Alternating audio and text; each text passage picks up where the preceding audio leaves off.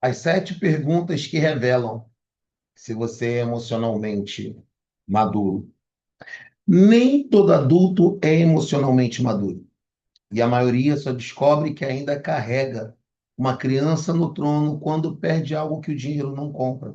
O relacionamento estratégico, a autoridade, paz de espírito. E hoje eu vou falar com você sobre 7 perguntas que revelarão se você é emocionalmente maduro. Fique neste vídeo até o final e descubra se você atingiu este patamar. Se você acredita que maturidade é apenas falar baixo ou se controlar em público, você está prestes a ser confrontado pela realidade. Maturidade emocional não tem a ver com o tempo, tem a ver com a sua decisão. Olá, queridos, graça e paz. Aqui vos falo Washington Santos, chegando para o nosso bate-papo diário. Estamos aqui todos os dias, de segunda a sexta, sempre de segunda a sexta, às 7 horas da manhã. E se você entender que este vídeo vai ajudar alguém, compartilhe esse vídeo com essa pessoa e a estimule a participar de nosso bate-papo por meio dos comentários. Maturidade emocional não é supressão, não é tirar algo de alguém ou de algum lugar ou de alguma coisa. Maturidade emocional é governo sob pressão. Em 1 Coríntios capítulo 13, versículo 11, o apóstolo Paulo escreve algo profundo, real e verdadeiro. E diz assim: quando eu era menino, pensava como menino, sentia como menino e discorria como menino. Mas logo que cheguei a ser homem, deixei de lado as coisas de menino. Já diz o velho ditado: e cure o menino, e o homem surgirá. Há pessoas que têm a idade cronológica, mas a idade mental é a de uma criança de 7 anos. São pessoas birrentas, pessoas problemáticas, pessoas que acham que tudo tem que ser feito do seu jeito. Você vai perceber que a maturidade não é um processo orgânico. A maturidade é uma decisão de execução. Você decide amadurecer, ok? Existem líderes que têm CNPJs milionários, mas o gerenciamento das suas crises internas ainda é feito por uma criança de 7 anos. Grande parte dos problemas que temos, eles advêm daquela criança que não foi curada, daquela criança que não foi tratada. E talvez você seja esta criança. Eu estou aqui para te dizer que você não tinha como se defender naquele momento que aquelas coisas aconteceram. As pessoas que estavam ao seu redor te amavam, só não sabiam como te proteger. Talvez a maneira dessas pessoas expressar o amor que sentiam por você era te punindo, era te maltratando, porque também foram punidas e maltratadas.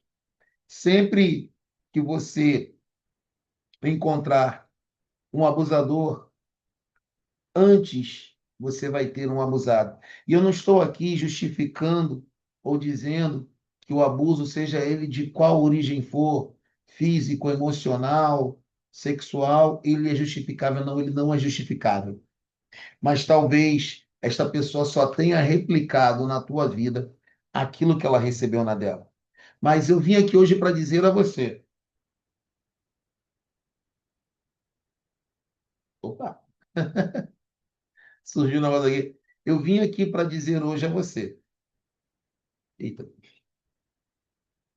Mas eu vim aqui para dizer hoje a você que você é alguém que foi chamado a acabar com essa história na tua família, no teu ciclo familiar.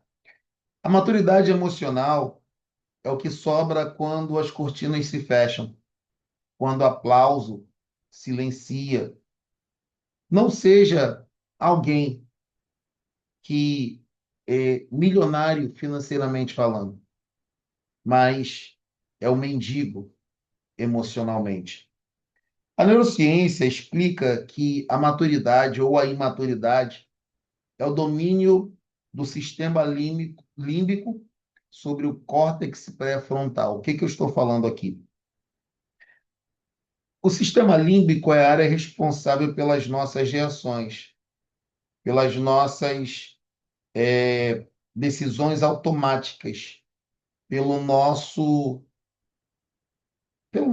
por aquilo que é pré-histórico, por aquilo que é automático.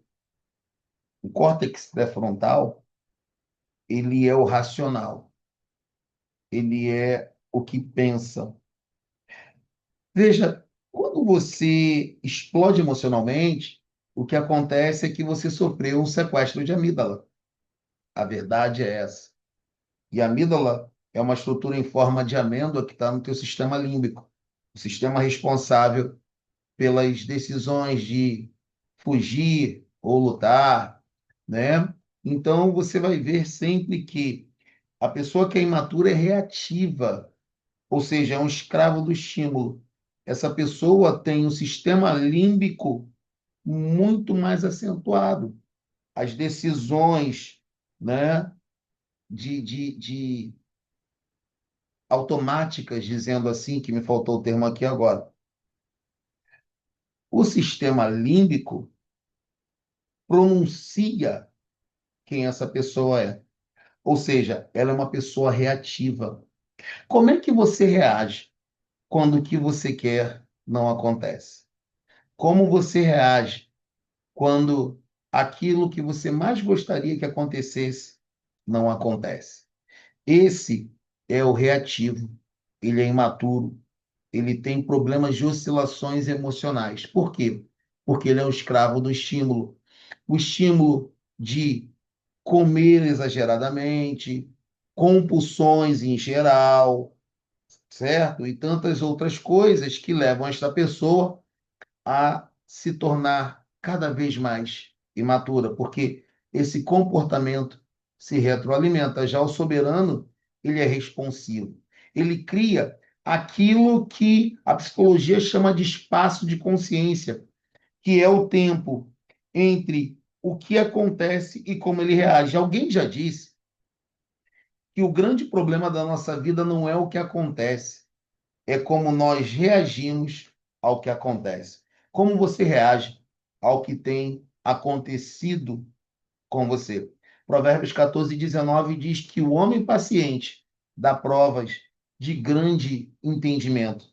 E entendimento aqui é a arquitetura cognitiva, como você reage, como você pensa, como você trabalha.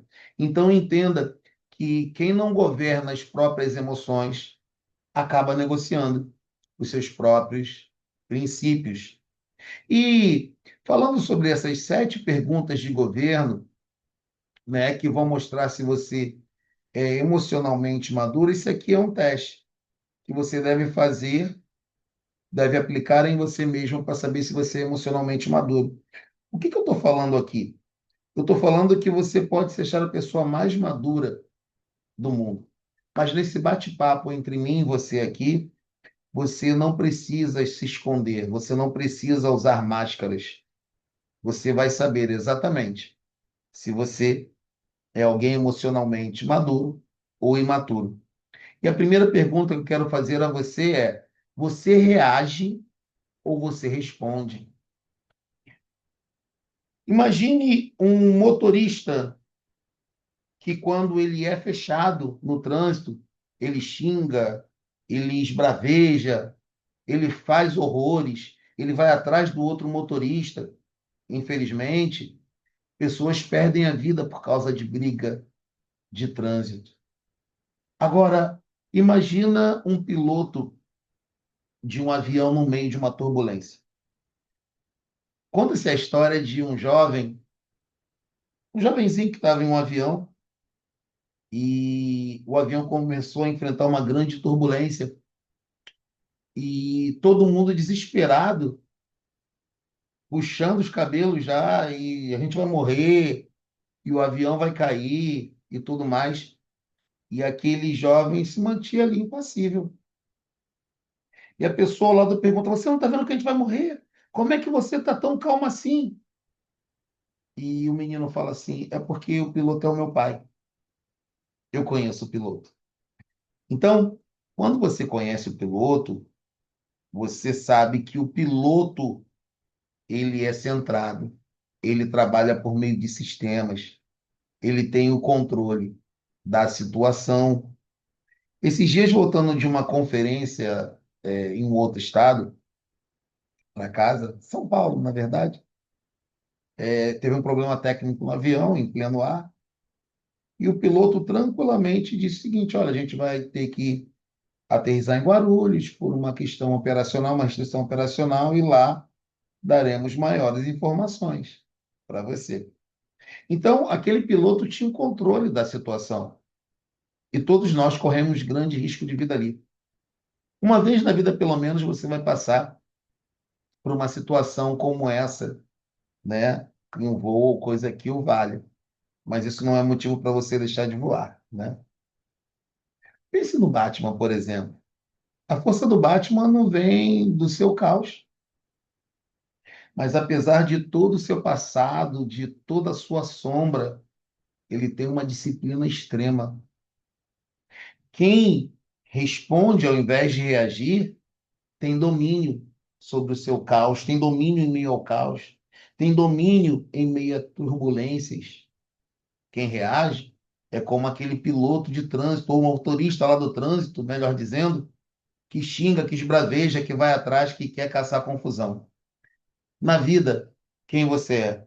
O piloto que tem o controle da situação ou o motorista indisciplinado que xinga no trânsito, arruma problema, arruma briga e, infelizmente, pode estar iniciando uma tragédia? Quem é você? A segunda pergunta que eu te faço é: você precisa ser compreendido ou sustenta suas decisões? Entenda que nem sempre você vai ter 100% de informações para decidir. Alguns escritores dizem que quando você tem 50% das informações necessárias, você deve tomar uma decisão. Você não pode esperar os 100%. Por quê? Esperando os 100%, você pode perder o timing perfeito daquela decisão. E isso te levará a um grande prejuízo. Então, quando você toma uma decisão com 50, 70, 80, 100%, você tem que ter uma base para tomar decisão. Você não toma decisão no afogadilho, você não toma uma decisão com base no unidunité, ok? Você tem que tomar essa decisão. E você, como líder, precisa saber que nem todas as suas decisões serão compreendidas, nem todas as suas decisões serão aplaudidas, nem todas as suas decisões serão apoiadas. E sempre que você decidir, existe um tempo para que aquela decisão comece a surtir efeito. Nessa janela de tempo, algumas coisas podem dar errado, pode sair do controle, e saiba que você vai ser criticado. Nesse momento em que você está sendo criticado por uma decisão que você tomou, você sustenta as suas decisões ou você muda a tua decisão de acordo com a pressão popular? O grande problema de alguns líderes é que eles vivem como se estivessem em um concurso de popularidade. E aí, deixa eu dizer uma coisa para você, querido. Quem se preocupa com aprovação de governo é político. Quem se preocupa com isso é político. Você não é político, você é líder. É por isso que no mundo existem tão poucos estadistas, porque as pessoas estão mais preocupadas com a aprovação das suas decisões. E aí que tá, uma criança chora para que papai e mamãe entendam o porquê ele está fazendo aquilo. O soberano não. O soberano decide e sustenta as suas decisões, mesmo no silêncio, mesmo quando está sob o mais vil ataque, mesmo quando a sua competência é questionada. O soberano precisa sustentar as suas decisões. Você sustenta as suas decisões. Ou você muda de opinião quando é pressionado. Autoridade real não implora por compreensão. A terceira pergunta: você culpa pessoas ou assume a responsabilidade por suas decisões? Existem pessoas que têm um problema sério de inteligência emocional, um problema sério de autoafirmação, e quando algumas coisas dão erradas, elas sempre encontram alguém para culpar. É triste ver isso. Infelizmente, eu já lidei com algumas lideranças que, quando as coisas não saíram como ela esperava, elas sempre culpavam alguém. Não, isso está acontecendo porque fulano não fez isso, aconteceu aquilo porque fulano deixou de fazer aquilo ou aquela outra coisa. Querido, preste atenção. Você que é líder, você está nessa posição que Deus te colocou, que alguém te colocou, que você conquistou, para você tomar 5% das decisões que a maioria das pessoas não consegue tomar. 95% das decisões que você toma, qualquer um toma. Agora, entenda uma coisa: se somente 5% das pessoas tomam as decisões que você pode tomar, 95% dessas pessoas não vão compreender as suas decisões. E pode ser que as suas decisões deem errado. E não é problema nenhum dar errado, porque o erro é só um resultado. O erro é só um feedback. Olha, isso aqui não foi uma boa decisão, corrige isso aqui. O problema não é o fracasso, o problema não é o erro. Sabe qual é o problema? O problema é quando você não reconhece o teu erro, não assume a tua responsabilidade e não estabelece um plano para que aquele erro não venha mais acontecer. Porque um líder soberano age assim. Olha, errei, porque a informação que eu tinha é essa, mas já tem um plano para que, nessas mesmas condições, como diz lá a ciência econômica, ceteris paribus, ou seja, tudo mais constante, eu não erre novamente dessa forma. A coisa mais feia e covarde que tem para um líder é quando ele culpa pessoas pelo erro. O líder de verdade, não, o líder soberano, não. O que que ele faz? Ele elogia, compartilha os louros com a equipe quando tudo dá certo. E quando as coisas dão errado, ele assume a decisão e bate no peito e diz: foi eu. Na literatura russa, Dostoiévski mostra que a redenção só vem quando o homem para de culpar o destino. Ei, o destino não tem culpa. Para de culpar os outros. Quando você diz: olha, ele me deixou com raiva, você está dando para uma outra pessoa a chave do seu reino.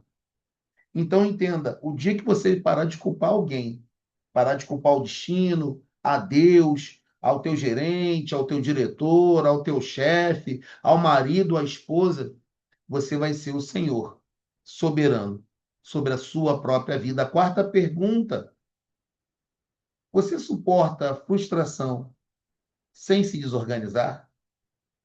Que pergunta, hein? A maturidade é você ter o teu centro interno de gravidade. O que que é isso? Aconteça o que acontecer, a minha decisão está baseada em uma estrutura, em uma direção. Veja, se uma notícia ruim bagunça o teu dia, o teu trono é feito de papel. Se um trejeito ou uma cara feia domina sobre quem você é, o teu trono é feito de papel. Você está se enganando. Você acha e até acredita que é soberano, mas você não é. A frustração vem, como eu disse no tópico anterior, na pergunta anterior, para te dar um feedback. O que você vai fazer com esse feedback é que vai determinar se você é alguém maduro ou não. Quinta pergunta: você muda de convicção para evitar o desconforto? Deixa eu dizer uma coisa para você. Liderar é como ser pai ou mãe. É basicamente a mesma coisa. E eu sempre disse uma frase que é a seguinte, é uma verdade. Filho, quando vê que pai ou mãe é otário, ele deita, ele abusa, ok? Querido, preste bem atenção. Quando você permite que pressões externas façam com que você mude de opinião para evitar o desconforto, você está sendo um menino emocional, tá? Os imaturos vendem o seu futuro por um alívio momentâneo no presente. Isso me lembra a história de Esaú e Jacó. Jacó chegou cansado e morrendo de fome e ansiou pelo guisado que seu irmão fazia. Ele falou, cara, não, só te dou se tu me vender. O que que tu quer? Eu quero a tua primogenitura. Ah, já estou morrendo mesmo, o que que me serve essa primogenitura? Eu te dou minha primogenitura. Agora me dá o guisado. A pessoa que nesse momento de frustração, nesse momento de dor, nesse momento de pressão, negocia o seu futuro, não é digna desse futuro. É natural que essa pessoa abra mão desse futuro, porque para ela não vale nada. Teu futuro vale alguma coisa para você?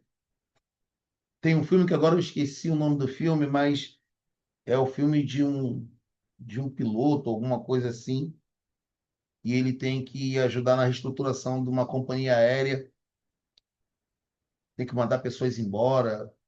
É com George Clooney, eu não lembro meio o nome do filme. Se você lembrar, deixa aqui nos comentários. Mas é um filme muito legal.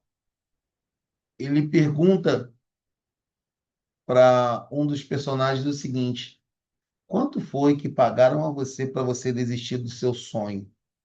E é essa pergunta que eu faço para você agora. Quanto foi que pagaram a você para você desistir do seu futuro? Será que foi um prato de lentilha? Será que é a estabilidade econômica momentânea? Será que você está desistindo do seu futuro por uma posição fugaz que amanhã pode não existir mais? Entenda que maturos vendem o seu futuro por um alívio momentâneo no presente. Sexta pergunta: você aprende quando é repreendido ou se defende? Quem quer crescer precisa aprender a viver debaixo de correção. Precisa aprender a viver debaixo de disciplina. E a disciplina não é um fim em si, mas é algo que vai potencializar o teu chamado. Você não vive pela disciplina. A disciplina é uma ferramenta poderosa para você. E quando falamos em disciplina, biblicamente falamos sobre dois pontos. Quais são eles? Primeiro, é a disciplina como atitude de fazer o que precisa ser feito, ok? Isso é um viés da disciplina. Atitude, fazer o que precisa ser feito. O segundo viés da disciplina é a correção. Quem são as pessoas que são instrumentos de repreensão para você? Quem te corrige? Existem grandes empresas que estão quebrando porque não tem ninguém que corrija a liderança. Quem fala no teu coração, querido? Quem diz para você na tua cara, independente do que você é, do quanto você ganha, do quanto você tem, quem fala diretamente para você, você está errado. E essa pessoa que está falando para você, você está errado, ela te ama. E por você não gostar de ouvir que está errado, você afasta essa pessoa de você quando você deveria ter essa pessoa por perto. Essa pessoa é um instrumento de repreensão para a sua vida. Então, você aprende com a correção desta pessoa, com essa disciplina, com essa repreensão, ou você se defende, não, eu fiz isso aqui porque, não, filho, filho, a defensividade é o escudo de uma identidade frágil. Quem precisa se defender todo o tempo tem uma identidade frágil, tá? Não, eu fiz isso por causa daquilo. Não, não tem essa não. Provérbios 9:8 diz que o sábio ama a repreensão. Por quê? Porque o sábio sabe, é isso mesmo. Ele sabe que o ouro só brilha depois que ele passa pela forja. depois que ele passa pelo calor. É por isso que Deus corrige a quem ama, ele repreende a quem ele ama. Então você aprende com a correção, você se defende, tenta se justificar. Se você está tentando se justificar, você ainda não é emocionalmente maduro. Sétima questão: você consegue ficar em silêncio sem se explicar? Nem toda pergunta merece uma resposta. Às vezes, sustentar as suas decisões, as suas escolhas, envolve simplesmente se calar. Você, com certeza, não está sendo mais pressionado do que Jesus foi diante de Pôncio Pilatos. E Jesus simplesmente se calou diante de Pilatos. Esse ato talvez tenha sido o maior ato de demonstração de poder da história. Pilatos fala para Jesus: olha, tu está calado, eu posso te libertar. E aí sim Jesus responde a ele e diz assim: olha, você só tem poder porque meu pai te deu. Jesus não precisava de uma validação externa. Jesus não precisava provar a sua verdade porque ele era a própria verdade. E a minha luta todos os dias é para que eu me torne parecido com Jesus. Como assim, Washington? Quando eu for a minha própria mensagem, quando eu for capaz de morrer pela minha mensagem. Porque se você for íntegro, você não vai reagir, você vai permanecer. Essas 7 questões, elas mostram se você é emocionalmente maduro ou não. Talvez isso aqui seja um checklist. E eu quero pedir a você que chegou até aqui a esse vídeo, coloque aqui nos comentários qual pergunta mais te impactou. Qual pergunta mais te impactou e por quê? Isso aí vai te mostrar se você é emocionalmente maduro ou não. Entenda, querido, que você não lidera pessoas além do nível em que você governa a si mesmo. Você não pode liderar ninguém se você não lidera a si próprio. Se a sua equipe tem medo de você, das suas variações de humor, você não é líder. Você é uma tempestade ambulante, ok? O QI te contrata, mas é o coeficiente emocional que te mantém no topo. E no topo, o ar é rarefeito. No topo, poucos ficam porque poucos suportam a pressão. Então, entenda que ser maduro é ter força sobre controle, é ser como o mar. O mar é profundo e calmo na sua base, mesmo quando a superfície está em tempestade. Um certo casal dando um testemunho quando estava praticando mergulho no tsunami da Indonésia, eles estavam mergulhando e sentiram uma variação um tanto quanto estranha, mas para eles nada mudou. E quando eles vieram à tona, depois de mergulhar, estava tudo destruído. Enquanto eles estavam lá embaixo, no interior, calmos e tranquilos, a destruição não foi capaz de afetá-los. Se o teu interior está organizado, nada que é externo vai te afetar. Talvez essas 7 perguntas tenham te incomodado. Se doeu, é porque a sua verdadeira identidade está tentando romper a casca da sua infantilidade. Você não nasceu para ser um líder infantil.